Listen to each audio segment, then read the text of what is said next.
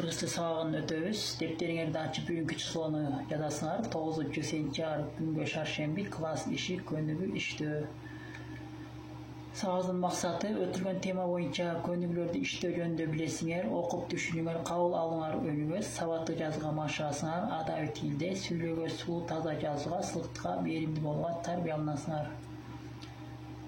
Өткөн сабак боюнча суроолорду бере кетейин. Бекен менен Алик кимдер? Бекен канчанчы класста окуйт? Тыбыш эмне экенин билдиңерби? Силер кимге класстер түзүп келдиңер? Класстер дагы бир сыйра көрсөтө кетейин. Алик деген балага класстер түздүм. Алик ыйлак, тентек, эрегишет, кичинекей. Китебиздин биринчи көнүгүнү карайбыз.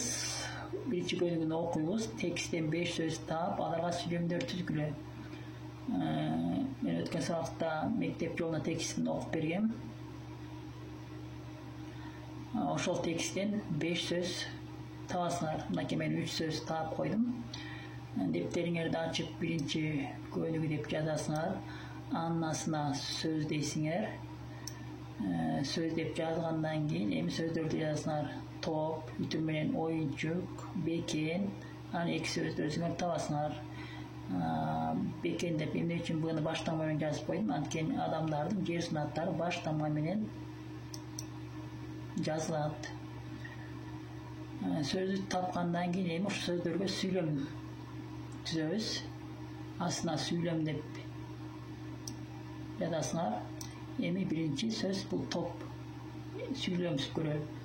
Мынакей топтун көптөгөн түрлөрү бар. Сүйлөмдө гана чекит белгиси коюлду.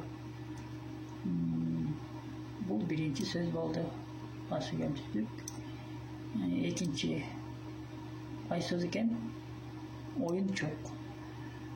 Дүкөндөн оюнчук сатып алдым. Үчүнчү сөз бул бекен. Үчүнчү сөз бекен.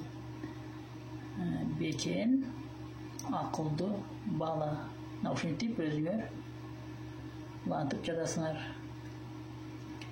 Экинчи көнүгүү кашадагы тамгаларды коюп жазгыла. Кандай сөздөр түзүлдү? Алардын маанилери бирдейби түшүндүргүлө. Мынакей кашадагы тамгаларды коюп жазабыз. Биринчи тамга бул аз. Аз, эс, из, өз, уз, үз. Мынакей экинчи көнүгүү дейсиңер дагы астына ушул сөздөрдү жазасыңар. Кийинкиси ил. Быны коебуз. Бил, дил, тил, пил, чил. Мынакей балдар. Бул экинчиси болду. Биринчиси бул эки тамгадан сөз курулду.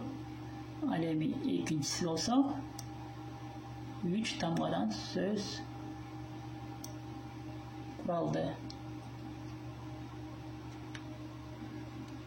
Кийинки тапшырма үй иши, 3-чү көнүгүү.